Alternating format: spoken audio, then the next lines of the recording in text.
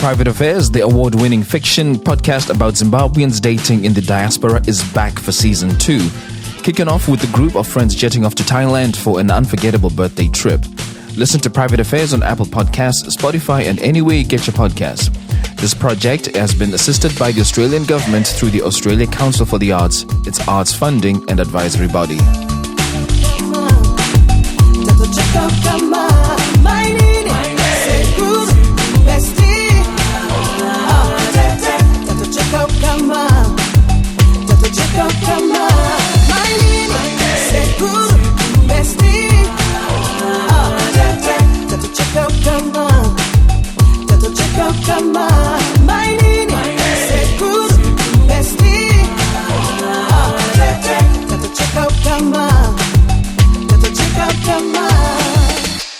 Hello. Yo, what's happening? What's good? Why are you laughing? Like, because I'm happy. I'm a happy person. welcome to the Feeling Station.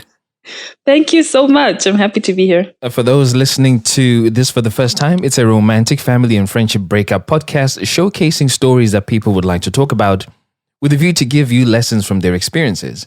I hope you find today's story entertaining, but more importantly, meaningful. Now, the podcast is popular for two main reasons. The first being, I try and keep my guests anonymous, which brings me to the fun part. For me, it's always a fun part, which is the naming ceremony. Are you ready for this one, my friend?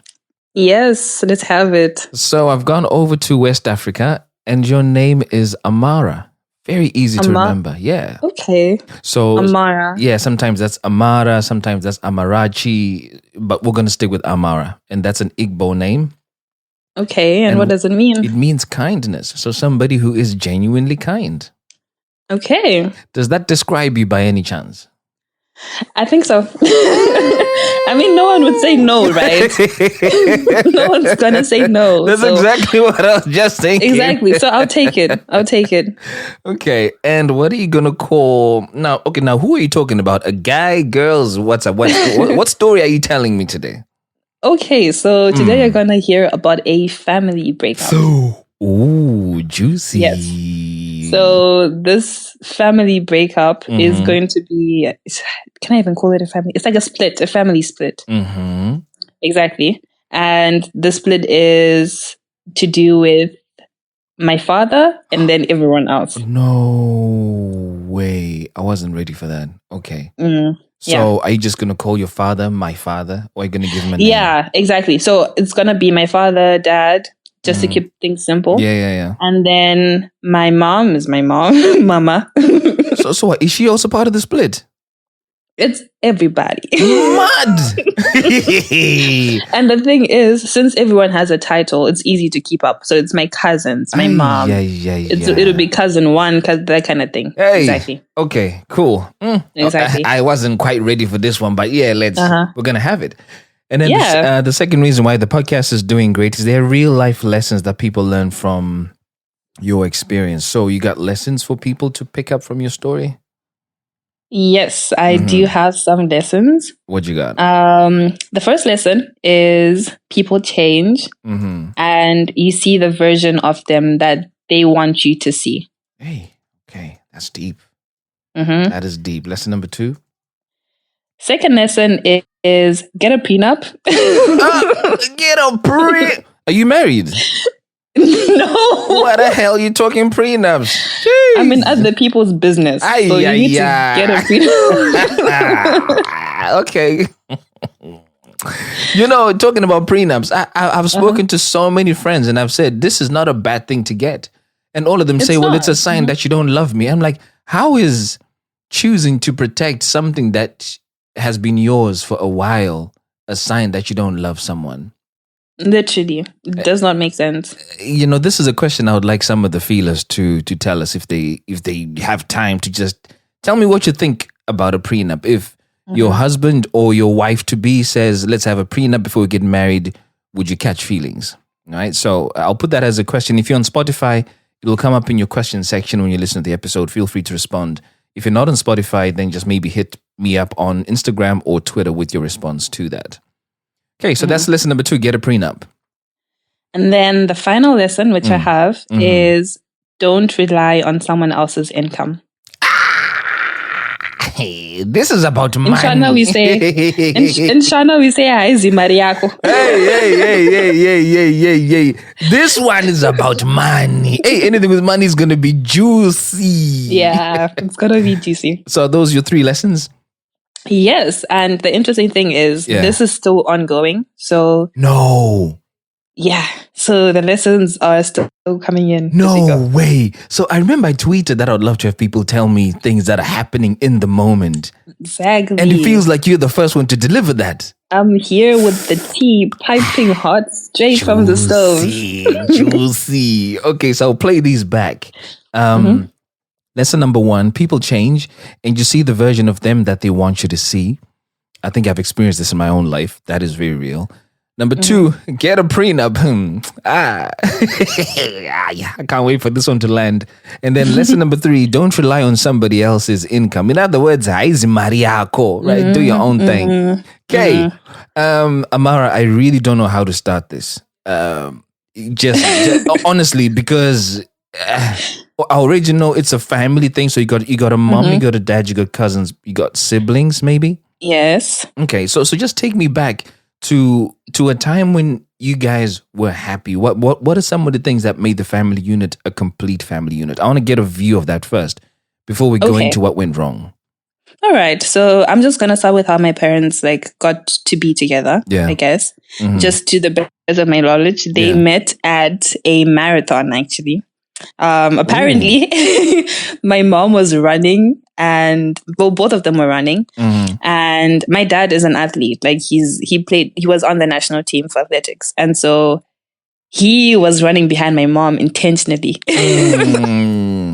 Say you could see that rush. Hey, come on, daddy. Right. So naughty guy.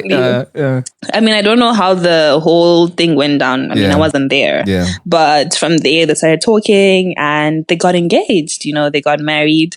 And the thing is, this all happened in the space of 3 months. Wait a minute. The marathon happens. He hollers at her. They get engaged. They get married. And all of this is in 3 months? 3 months. Mud thing. And they get married, obviously, happy couple. My dad is a pilot and my mom is a lawyer. So obviously, these people are bagged. They have their things in place, And my dad at that time, he was a private pilot as well. So he had his own planes and it was a thing, Then they had kids, of course. They had me and then I have 2 little brothers. Brother A, brother B, for simplicity. And my brothers are actually twins, which is cool. Yes. Nice. So, I guess that's a bit of an intro of just the family unit as a whole. So some of the things that already stick out is that there's money within the family. Yes. There's very accomplished individuals who, for those kind of roles, are very focused, very driven. And they go for what they want, which, I don't know, I guess would make sense. Why your dad was able to wrap everything else from the marathon to getting married within 3 months. Man knew what he wanted, and he went for the kill. So how long was it before? How long after they got married that you got born? So I was actually born 2 years after their wedding. All right. Okay, yes. Cool. Yeah. Okay. So it was. They did take some time to then get to know each other after they got married.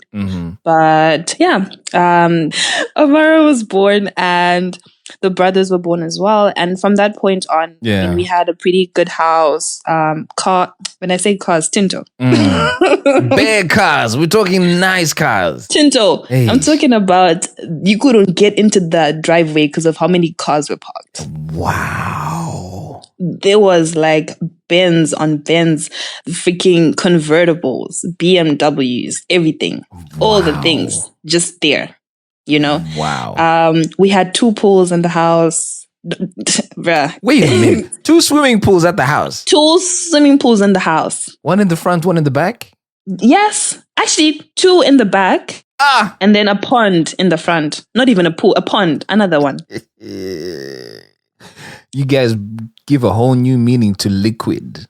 You see Yeah. what I mean? But obviously, I don't remember all this. I wish I was older. I was such a young child. I didn't know. Yeah.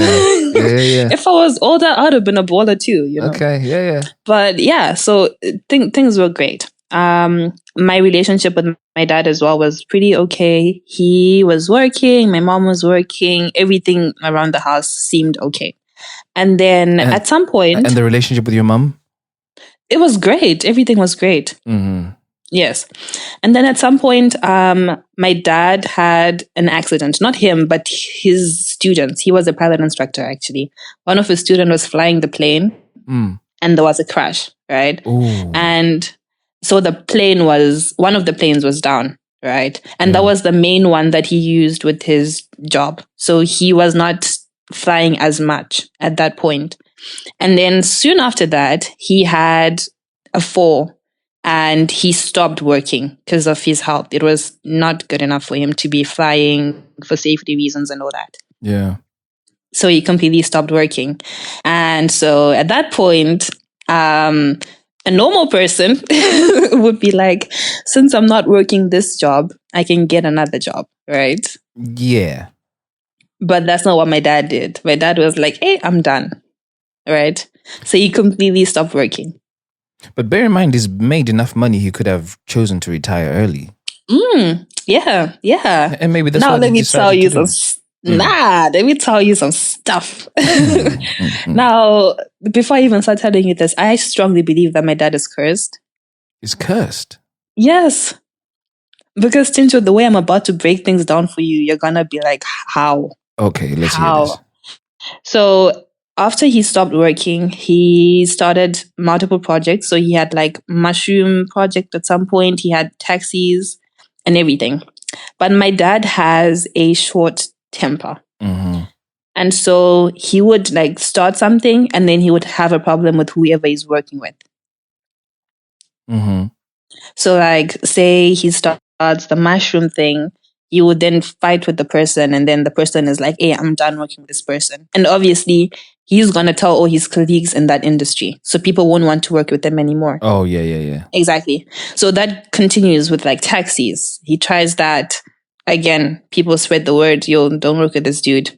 Everything stops. Mm. So this is not money that like the money he's using to invest in this stuff is money he's made over the years. Yeah. And so all the money is sort of just going to this, it fails, and then the money is gone. There's no returns.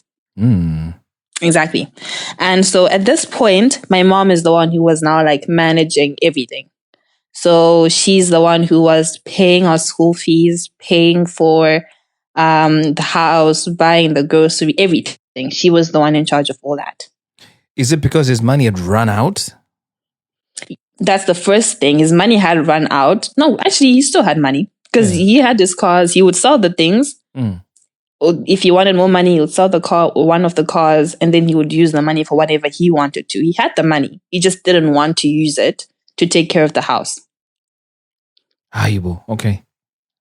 And the funny thing is, my mom actually then told me that from the time my brothers and I were like in preschool, she's the one who paid every single tuition that had to be paid. So this man, even when he was in his baller phase, was not paying for anything. Did your mom say why? He just didn't want to. Like for him, my mom was also trying to put us into, for example, taking us to good schools, for example. So she's trying to get us to go into this private school, which they can very well afford. But my dad was more, why should I pay that much for kids to go to a private school when they can go to this other place where it's like 10% of the price, basically. Mm-hmm. You know, that was where his thing was. So he just never paid for it. Mm. And I think because he saw that my mom was taking that, she was like, okay. He was like, okay, if she's okay with that, then I'm just going to stop paying for stuff. So he stopped buying groceries, for example. Then my mom was now paying for the groceries. She complains, but at some point she ends up taking it and just like, okay, you might as well just do it, you know? And that's just how stuff was going at that point. And then from there, we then move on to a point where my dad's not working. He's taking us to school every day. We still had a pretty good relationship with him, but this time around it was more based on like spending time with him because he was at home all the time. So like he would take us to school, would go fishing with him. He started coaching us like different sports. Again, he was an athlete and he wanted me and my brothers to be athletes as well. And so literally we did every single sport under the sun. Yeah. Like he would wake us up at, this is an unemployed man, by the way, wake us up at 5 a.m. Wake us up at 5 a.m., go for a swim before school. Like literally you had your laps. You need to do this number of laps before school starts. You go to school, come back, you go to the track, the athletics track, and run your laps after school. And literally that was the life. And I mean, I don't think that's a bad thing because we are all into sports now. So I feel like that fit. That was a pretty good thing to do, I guess. It worked well for us. But at this point, because my mom was now managing the house by herself, she then had to pick up other side hustles. So she had a chicken business that she was doing like every Zimbabwean mom. Yeah. Exactly. She traveled quite a lot for work as well. So she was working at home, and then her job allowed her to go to different countries to work there for a bit. So she would have periods of 3 weeks to 4 weeks, maybe 3-4 weeks, where she would be in different countries working, and then she would come back and whatever. That was just normal, basically. And what that did was, because of the financial crisis back home, it gave her foreign currency. Right. So she did that so that she could still pay for tuition without feeling like it's too much of a strain, and cover everything. And yeah, it worked. At some point she got a new house and we moved into the new house, and it was the new house was, I would say, almost the same as the old house, but obviously because there's one person managing that, the number of cars has reduced. This man has sold his cars. To this day, Tinto, if you ask me where the money went for those cars, you don't know. I can't even tell. Bro, we had boats. We had a houseboat parked in the front of the house. A houseboat, yeah? A houseboat parked in front of the house. Aye. And to this day, if you ask me where that money went, I can't even tell you. But yeah. And so when we moved into the new house, we had like situations where your relatives, for example, they know that maybe your family is more well off than they are. Yeah. So then they send their kids to come live with you. Say if their child is going to university in the same area, they come live with you and then they can go to their uni from your house. That kind of experience. So it was a lot of my cousins coming to stay with us and basically doing that. And cousins on both sides, mom's side and dad's side? Yes. Okay, cool. So at first it was cousins on dad's side. Yeah. And actually the first one who came to live with us, she stayed with us for, I would say, maybe 2 years. Oh, yeah? She was almost done with her degree. And at that time, my brothers were still quite young. So she would help them with their homework. Like, we're talking grade 2 homework, 1 + 1 is 2, that kind of stuff. And I think because obviously she's a uni student, she's overwhelmed with her own things. Yeah. So she was probably like helping him with some of the homework, and she wasn't paying attention to what he was writing. And then at the end, my dad was like checking his homework. Right. And he noticed that there was a mistake in my brother's homework. And he went back to her and he's like, why are you failing these kids' homework? And he hit her. This is not his child. This was my dad's sister's daughter. Yeah. Exactly. So he hit her. Exactly. He hit her. And after that, she left. She continued school somewhere else. She went to live with another relative, but she left our house. And at that point as well, that's obviously severing relationships with my dad's sister. Because it's like, why are you hitting my child? And then my dad's brother's daughter again came to live with us shortly after that. And something very similar happened to her. She did her degree and she finished her degree while she was living with us. And then she moved out. Now her dad died a few years ago. Not a few, like a lot of years ago. And so my dad was like the father figure. And when my cousin was getting married, I feel like her wedding was planned really fast. So you know that thing where when you're getting married, culturally you have to go back to your dad's house before you go to your wedding venue or something like that. I don't even understand, but there was something that had to be done at the father's house. And for some reason, my cousin didn't come to our house before she went to the wedding. And my dad had a huge issue with that. We were invited to the wedding. We were. It's not that we weren't invited, but just because she didn't come back to our house first, my dad was like, "Nah, I'm done with you. I don't want to see you ever again. I don't want to speak with you." And that was that. So with her as well, the relationship was cut off. And again, that's cutting off relationships. Even though her dad was dead, it was her mom and all her sisters, all her siblings. Yeah. Exactly. So that part is gone as well, you know. And then shortly after that, another relative, honestly, I don't know who this man was. You know, these relationships are very confusing sometimes. Yeah, sometimes, yeah. Exactly. But we were related to him. And again, something very similar happened, but he was drinking a lot of alcohol. Okay. Like this cousin of mine. Yeah. And so he lived with us. At some point, he had a fight with my dad and he was kicked out. And again, that family part is broken. Right. And so that's already 3 different family members that have gone through that thing. And these are from his side of the family. Now, on my mom's side of the family,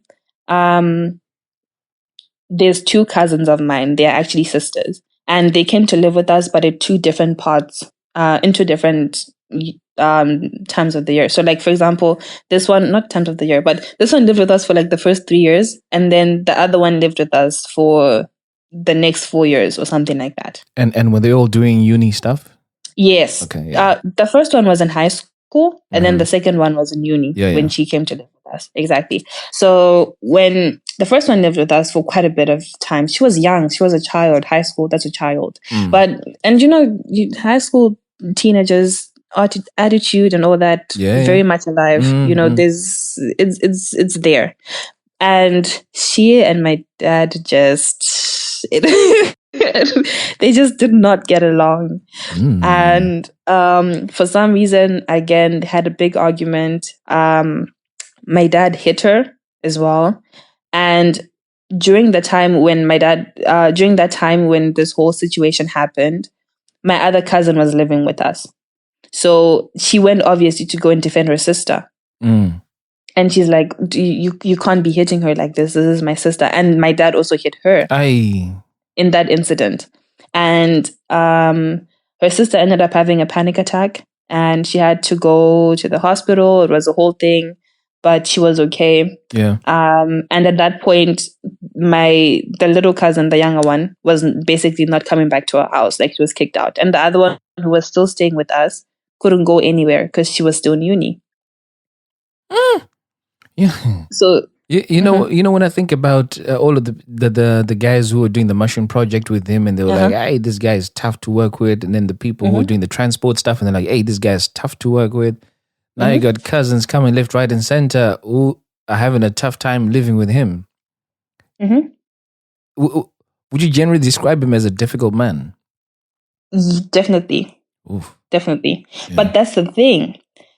He's nice to you when he wants to be nice to you. So there's certain people right now who, if I go to speak with them, to my dad, he's an angel. Like, for them, they're like, that man is an angel. He's helped us. You know, like, if, for example, I go to these people's families, they're going to be like, no, he was helping these children go to university. He was paying their tuition, in quotes, because he wasn't paying it. That was my mom. But he was paying their tuition. That's what these people are seeing. So to them, that's a good man, you know. And he's going to say, "There's evidence. There's all these people who've come to live in my house, you know, and I've taken care of them and all that." So yeah, that was that. And at this point as well, my dad was also he never hit me. Like, what's this corporate punishment? Is it corporate punishment? No, what's the word? When like as kid, when your parents hit you. Discipline. Exactly, that's the word. Discipline. He never disciplined me. I was a good child. And I was actually his little angel, if I can say that, his Yeah, little yeah. princess. Mm-hmm. And I feel like that's the part that makes things complicated on my part as well, because I never got to experience the bad side of him. Yeah, you're daddy's girl. Exactly. Yeah. So I was always getting like the good side, and then everyone else is getting like this bad side. Were And my brothers, but were your brothers getting the weird side too? exactly, they were also getting the weird side. So my brothers would get like the most ridiculous punishments. Like these people were like 3 a.m. plowing the garden because they were playing games 3 on the a.m. PlayStation, literally. And they would have school. The other time, my brother had to walk to school. No, he had to walk back from school because my dad went to pick him up and he came to the car late or something. And how big a distance are we talking here? That between was home and that. school? We're talking about town. If we're in Harare, we're talking about town to Sem Levis, Yo, and he walked that distance mad. by himself. And yeah, so my brothers weren't getting a good side. And the weird thing is, because my mom was traveling a lot, my mom obviously would not let that stuff happen. She would not let that slide. But my dad would do this at times when my mom wasn't at home. Okay. So all these people were getting kicked out. It's when my mom is not at home. My brothers, they would get like beatings and stuff, but only when my mom wasn't home. Yeah. Right. So obviously she would know the stories, but she would not know the detail because she wasn't there. So at some point, everyone's kicked out. It's just his family, how he wants it at the house. Yeah. And at this point, he was also writing books. He's a writer now. I haven't actually read any of his books because I'm not interested in what he writes about. But we'll chat about that another time.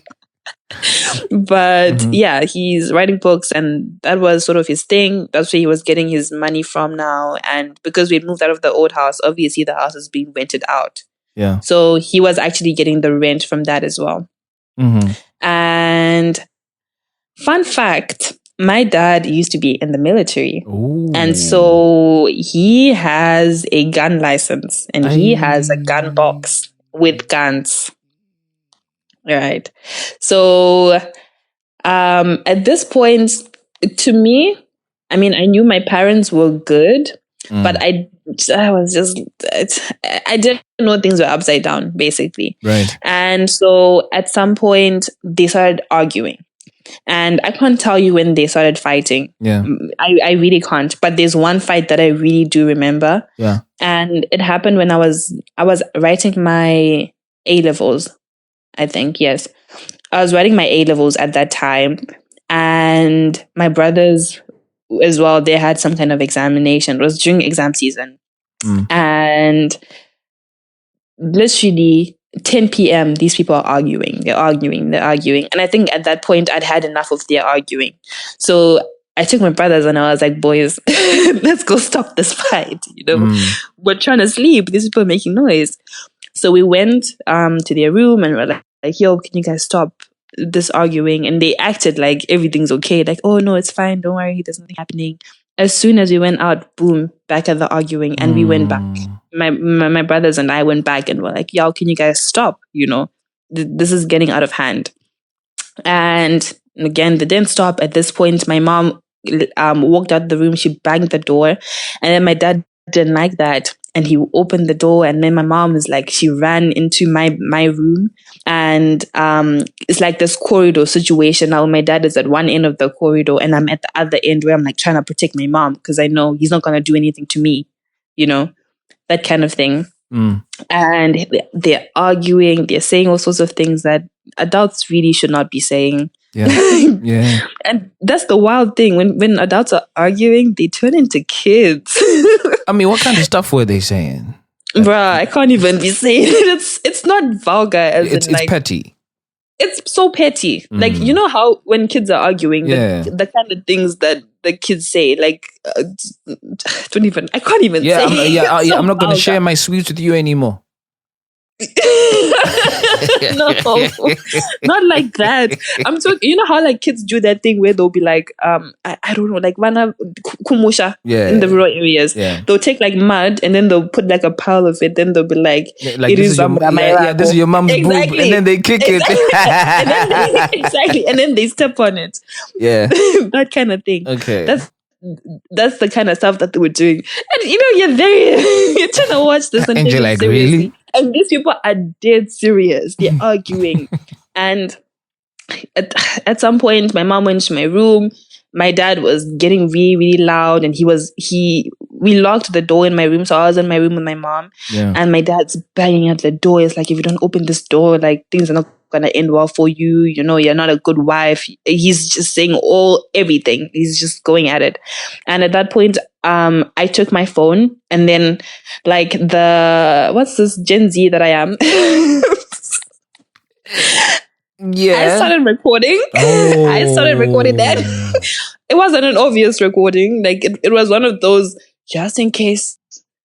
I'm just being woke. Okay, just in case. So just in case something goes wrong. At least you Something have goes some wrong. evidence somewhere. Exactly. I'm gonna have something. So I literally took my phone and I just put it I was holding it and it was upside down, so you can see like what's going on. And I was sitting on the ground. Then my dad opened the door and they started arguing. They didn't like, it wasn't anything like physical, but it was like really, really close to that. Yeah. You know?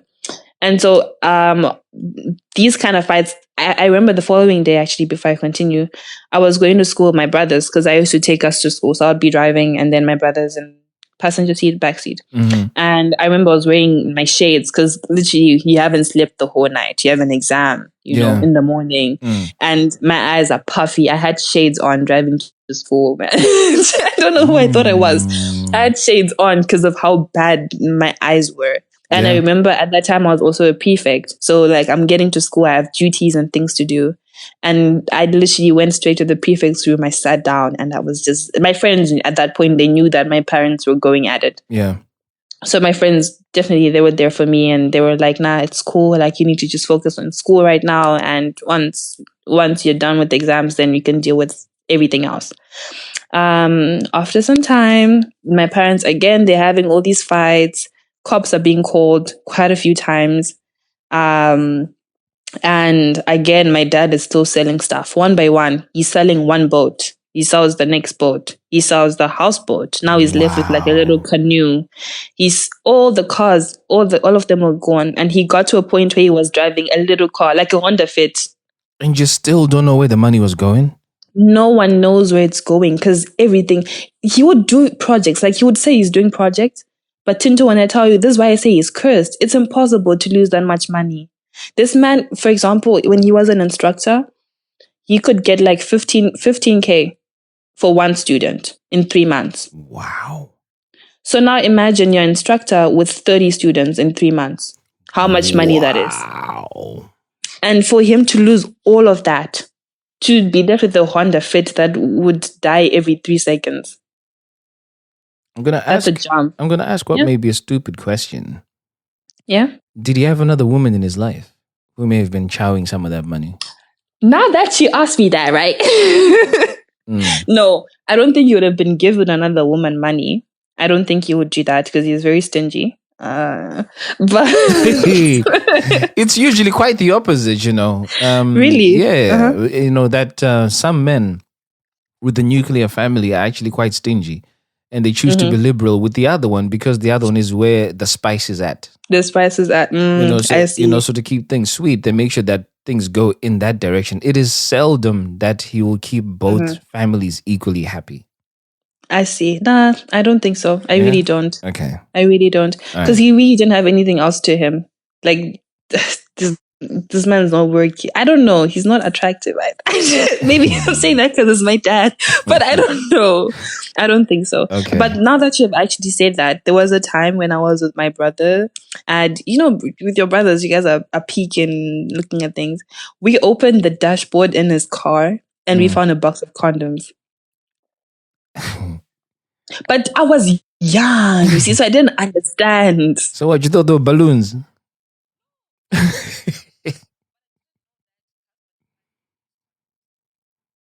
Yeah, they can. if No, I knew there were condoms, but I didn't know that husband and wife don't use condoms. okay. Yeah, but I'm pretty sure at that time my mom was not Hey, trying to. so you saw these My condoms mom and you're just like, wasn't okay, at the age where condoms. she can still And have then you kept babies. it moving. So Mad. there was really no reason. Yeah, exactly. I was just okay. like, literally. I didn't know. Yeah, it's too late. We didn't know. We were just like, hey, let's mind our business. But anyways, it's too late now, I guess. So their fights continued. They called the cops quite a few times. And then there was a time when my mom actually got a restraining order against my dad. Because she got to a point where she was now scared that he was going to be physical. So she got a restraining order that basically said if he's ever physical, then he's going to be kicked out and he's going to be arrested. That kind of thing. But he was still living in the house with us. And at this point as well, he had moved into a different room. So they weren't sleeping in the same room anymore. They were now in two different rooms. And this is where, like, I would say the split actually started, because at this point, everything was my mom, me, my brothers, and then dad on the side. So he also was just not trying to be with us as well. Like, he would be like, oh, we're going for dinner. And he would be like, no, I don't want to go. We went on vacations, Tinto, and he would be like, I don't want to go. He just would not go.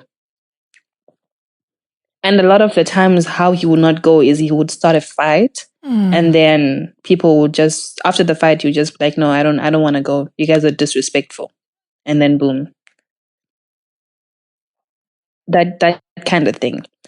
And I mean, they were arguing, but because they weren't sleeping in the same room, I felt like I lost a bit of that worry that I had at first. Because I was like, I was worried this man has guns, you're sleeping in the same room, he can just, if he's mad enough, he can do anything he wants to you. Exactly. But at least now that you're in two different rooms, when you're sleeping, which is when you're most vulnerable, he's not there. So I wasn't as worried about that. And then, of course, uni time came. My dad actually didn't want me to leave home for university. He wanted me to go to a cheap university and in the local area. He wanted all that. But my mom was like, no, my child is not going to stay here. She needs to go somewhere else. So I did. I left home.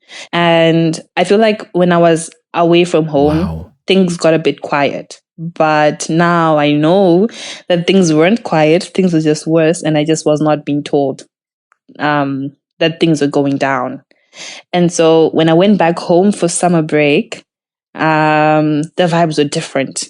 From the time I got to the airport, I wasn't picked up. My mom was actually coming from a different country as well. We got home on the same day. And I got picked up by a taxi. Like, normally we do like a whole family pickup, but I'm going home and the taxi is picking me up. Like, what's this? Got home, said hi to everyone. Fun fact, when I was in uni, I only talked to my dad. You know how like on WhatsApp you have like, you can scroll up a chat, right? And it shows all the chats, the latest chats. I could take one screenshot and it covered all the chats that I had with my dad while I was in uni. And it's all attempts where I was like messaging him and trying to talk to him, but he wasn't giving off any energy that he wanted to talk with me. So I was just like, hey, okay. Beef. You were pretty much daddy's girl. So what's changed so rapidly and so drastically? Mm-hmm.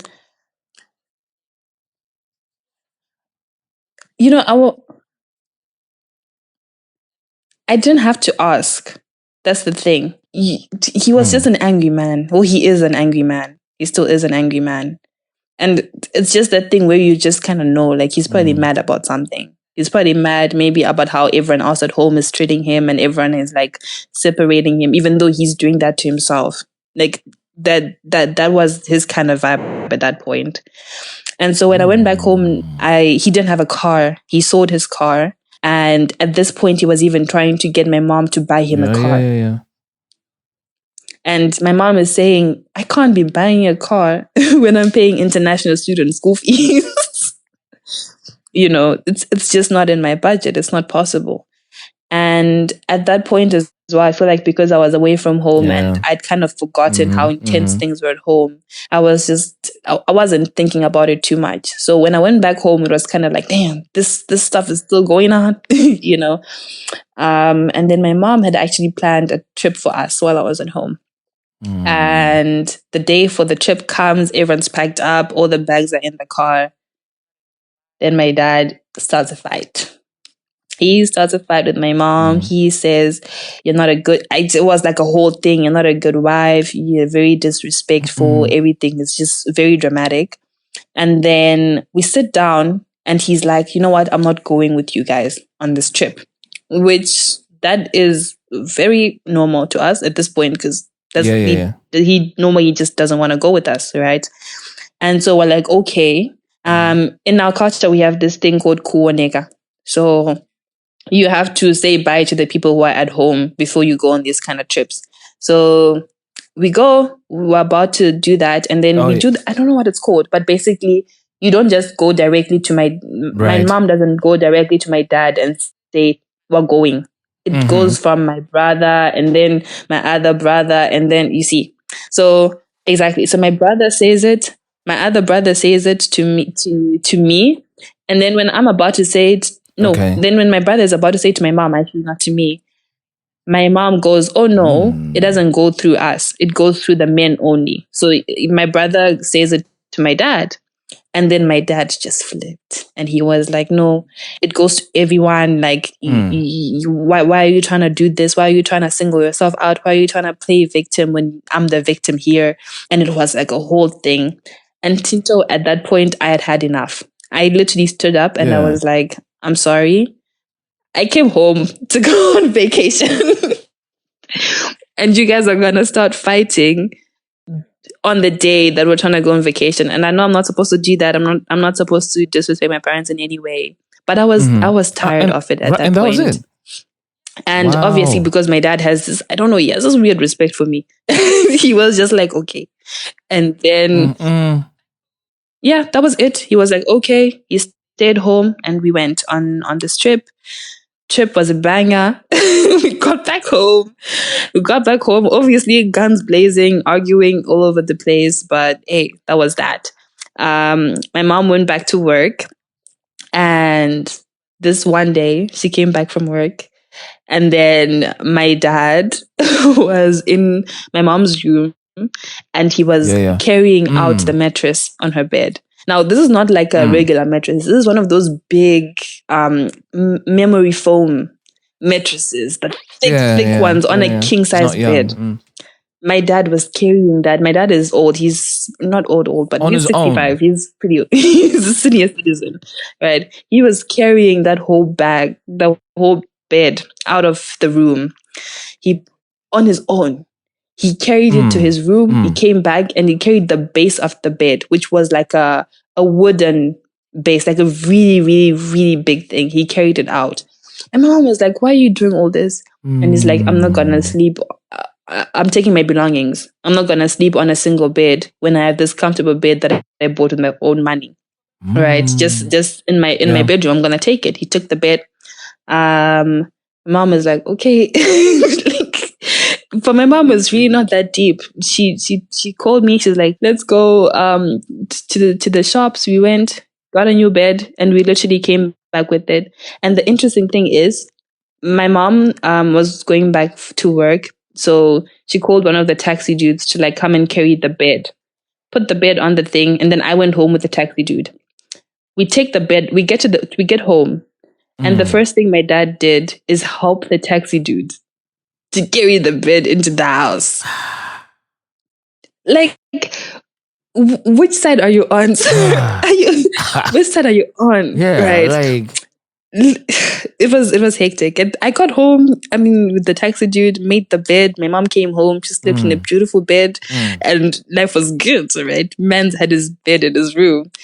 And then a few days after that, actually, I went out with my friends. I came back home. and the helper at home was like, Amara, I have tea for you, right? So, closed all the kitchen doors and you went into the room and we're talking and he's like, yo, when you went home, your dad called a taxi to come pick him up. The taxi picked him up, he went in the taxi and he left the house. And then he came back 5 minutes later in the taxi. Now, 5 minutes in a taxi and coming, that's a two-way charge, yeah. trip. Yeah, exactly. Yeah, it's a return trip, yeah. Exactly, it's a return trip. Now, this man got out of the taxi and then he went into the house. And then he came back 3 minutes later and the taxi driver is still parked there. And my dad looked at the taxi driver and is like, why are you still here? The taxi driver is like, you didn't pay me, right? And my dad is like, you didn't take me where I wanted to go. So I'm not going to pay you. Okay. So basically what this man was saying was, you just took me to the end of the road and then I told you to come back. So I'm not going to pay you for that. And now the taxi dude is saying, sir, I'm not charging you based on where we got to. I'm just charging you because you used my fuel, man. Yeah. What the hell? At this point, my dad got annoyed with the dude. He locked the gate. Hey. And he was like, you're not leaving my house. Did this man not go in the house, start rattling the gun box? No. I'm not even joking, trying to take out a gun. And the helper went out to the guy and is like, yo, Mukwasha, get out. Get out of here. Yeah. You need to leave. So the guy called his boss and he's like, yo, this man you sent me to pick up, he's doing whatever, he's doing his things. Then the boss actually ended up calling my dad and telling him like, yo, what's going on? Then my dad was like, okay, fine, I'll let him go. Dad opened the gate and the dude left. So literally it's all, this is just one incident, but this is something that happened very often. Like these kind of petty interactions with people that end in big fights, unnecessary fights, and then you just don't speak to the people ever again. And literally they're just problems with multiple people.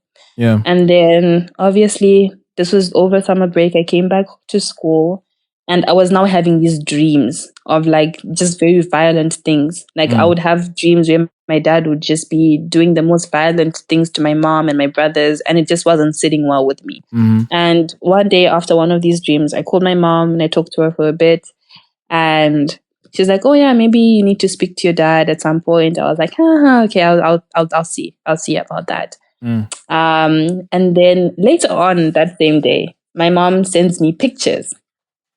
And she's like, yo, look at these pictures. Your dad's going. And I'm like, what do you mean he's going? She's like, yeah, he's going, right? She sent me pictures of his belongings all over the driveway. Like he was just packing everything up at that point. And I'm like asking, like, what happened? What's going on? And then she's like, don't worry about it, right? I'm like, you can't just tell me that, I'm far from home. I need more detail. So I called my brother. I'm like, bro, what's going on? Like, what's going on at home? And my brother is like, yo, these people had a fight last night. And at some point, I think my mom screamed and my brother heard that my mom screamed. So they went to check on her. Yeah. And when they checked on her, she had like water, like she was covered in water, drenched in water, right? And my mom is like, my brothers are like, oh, what happened? And then my mom was like, no, he just poured this bucket of water. So what actually happened was my dad went into the bathroom, he filled a bucket with water, and then he went and he poured it on my mom. And then my mom is saying, oh, don't worry, kids, it's okay, it's fine. My brothers, obviously, they're worried. So they went back, and my mom is telling them to leave. So they went back to their room and they sat there. And then my mom actually ended up going to the cops. She told them like, yo, this is what happened. And then my dad followed to the cops and he's telling them, this woman triggered me basically. Like she did something, and apparently I think my mom's cup, like she was drinking tea or something, Yeah. and then she put the cup down and it fell or something, and then like a splash went on my dad, and literally that's what sparked the whole thing. Right.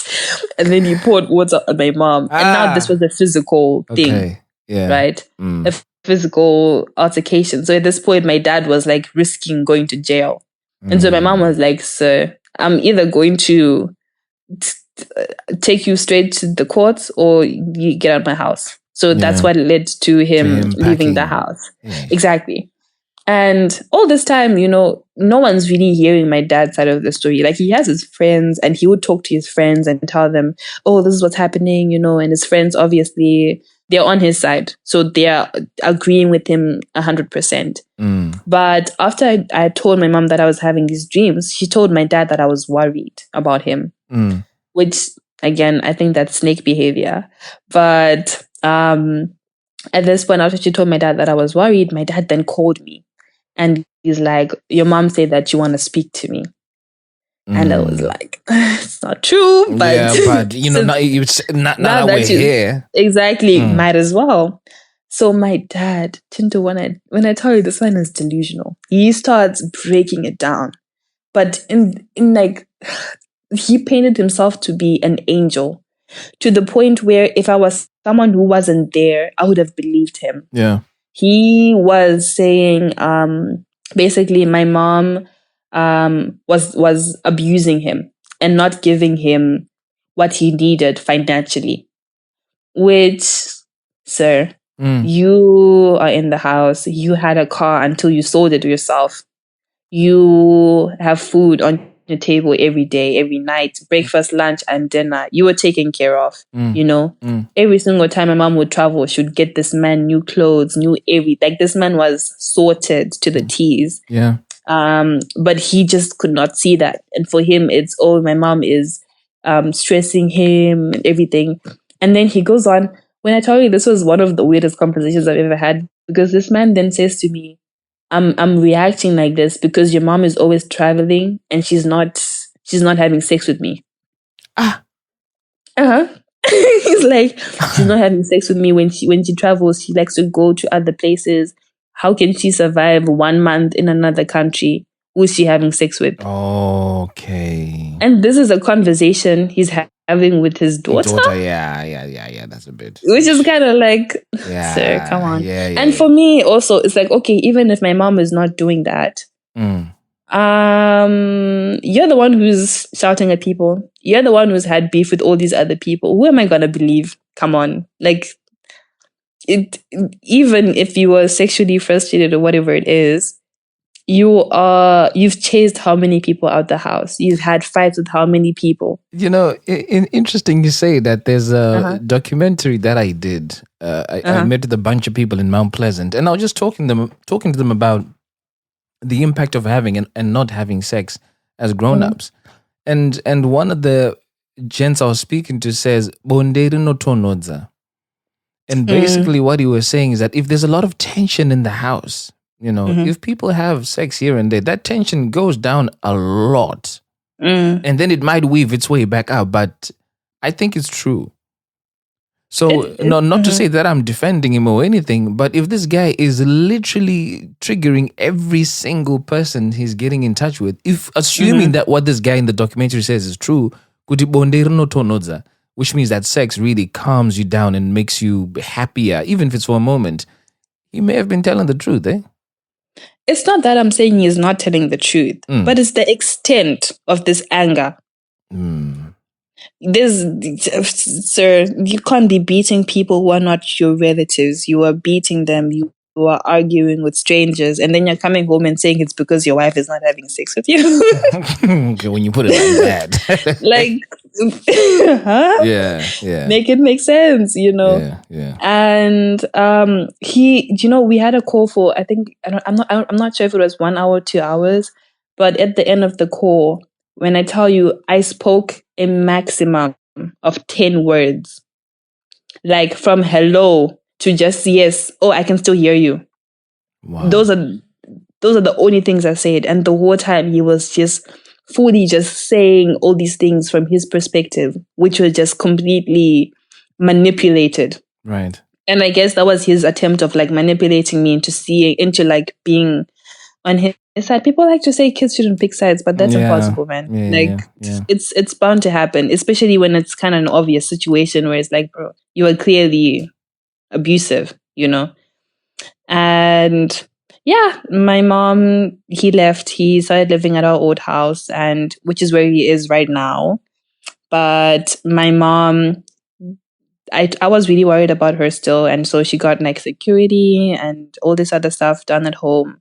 Yeah. So now it's just her and my brothers at home, and then my dad's. I don't even know where he is at this point. I haven't spoken to him in I think a month now. So when did he leave home? About a month ago. Actually, it was before Christmas. Hey, mad. Yeah, it was before Christmas. So he left home before Christmas, and he was living at the old house. So the house is quite big, so he got a part of it, and the tenants are still living there, but he's living in a different part. And yeah, that's what he's doing right now.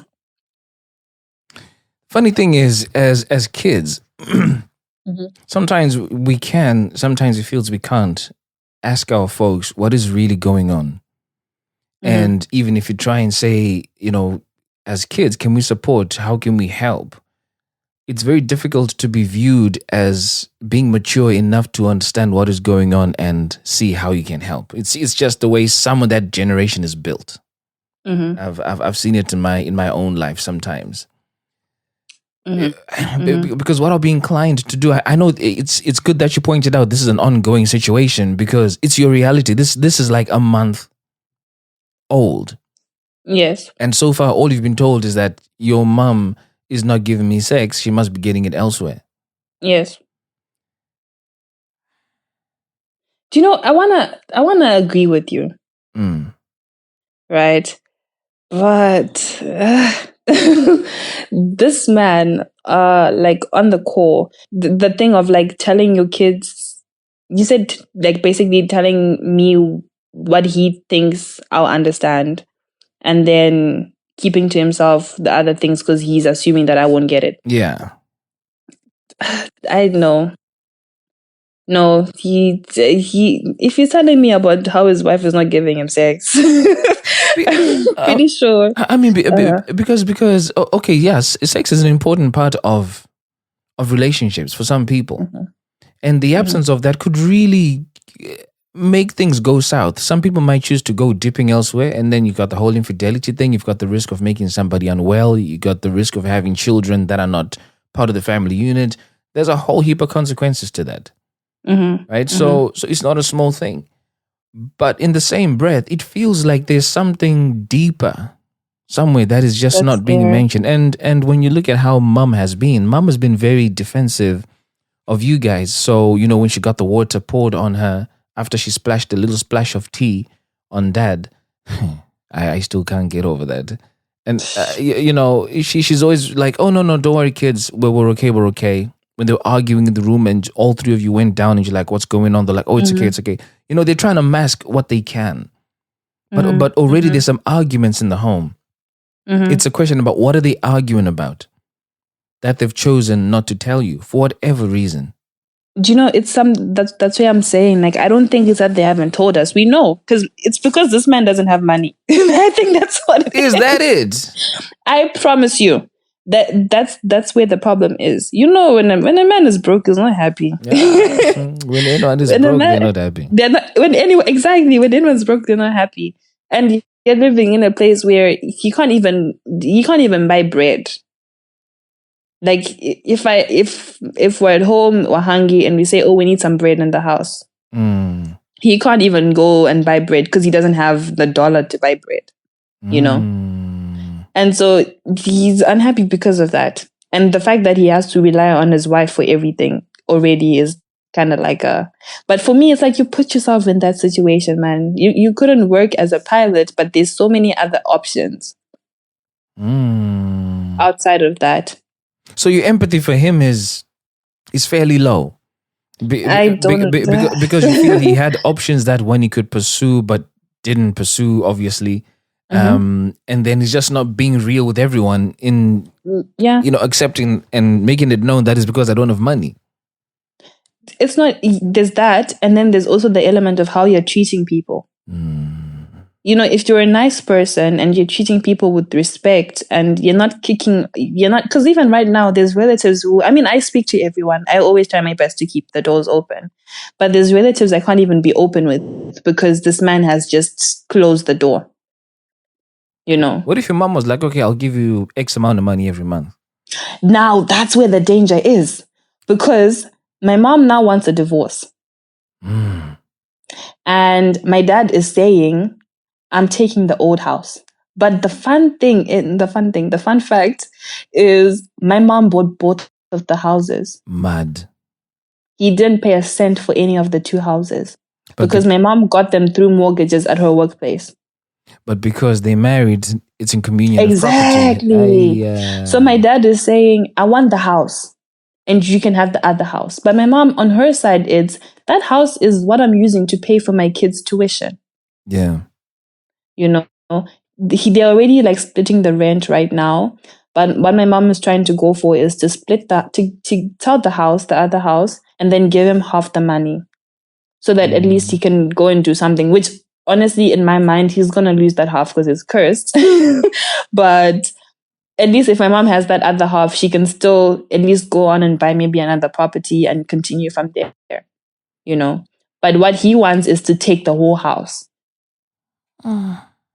Even though he's not paying for tuition and he has not paid for tuition and he did not even buy the house to begin with.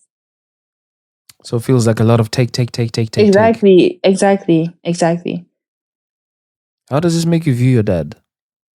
Honestly, I have very, very, very little respect for him. And I feel like maybe that's why I don't feel comfortable speaking to him as much. Yeah. Because, the whole Christian thing, honor your father and mom. And if I speak to him, I'm not going to have anything kind to say. I would rather just keep that distance there.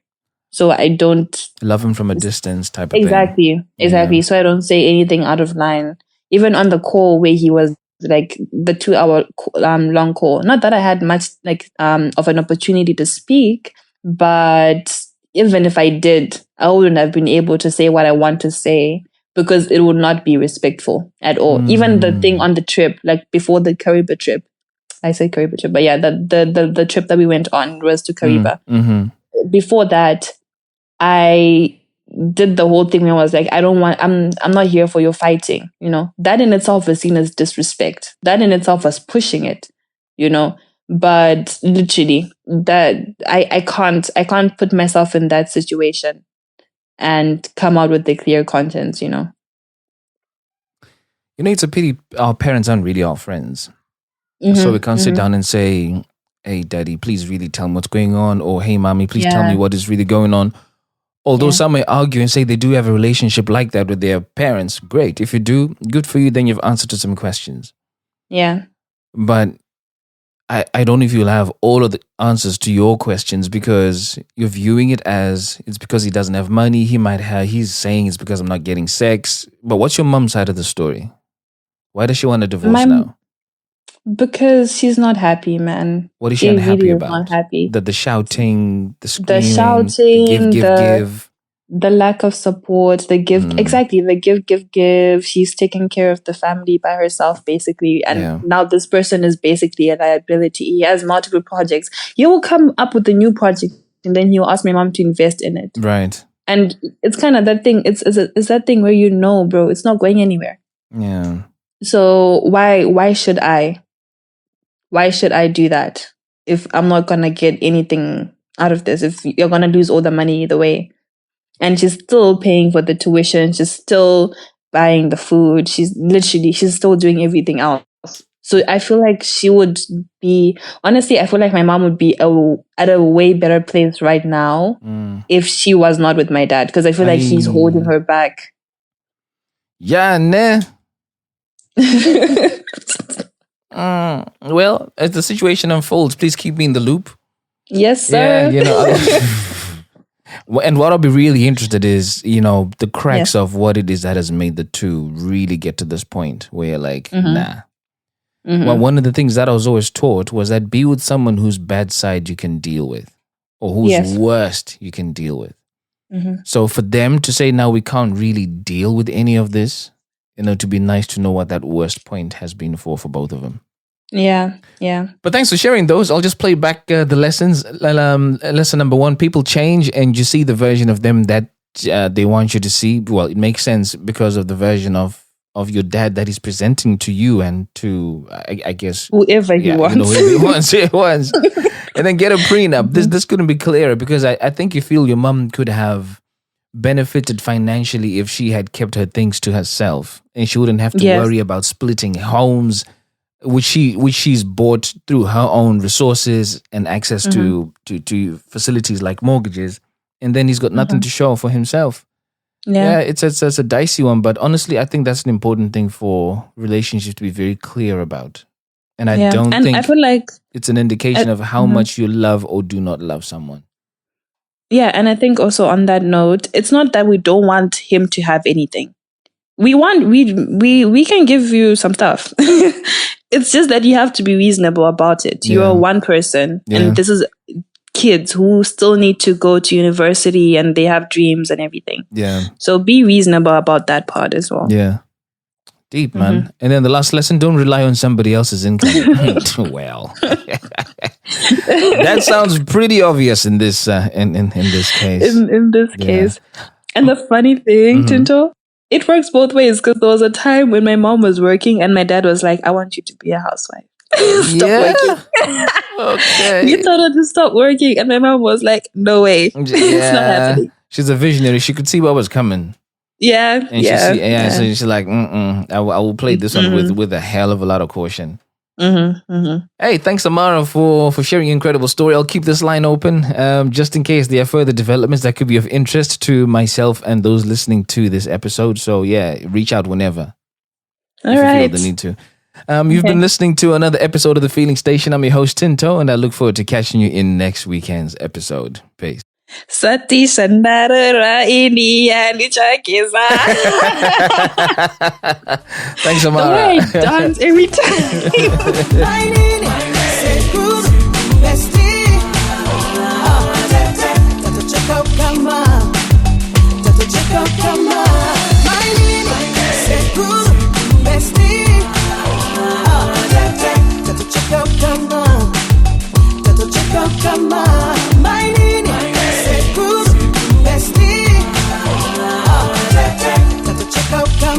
Come on.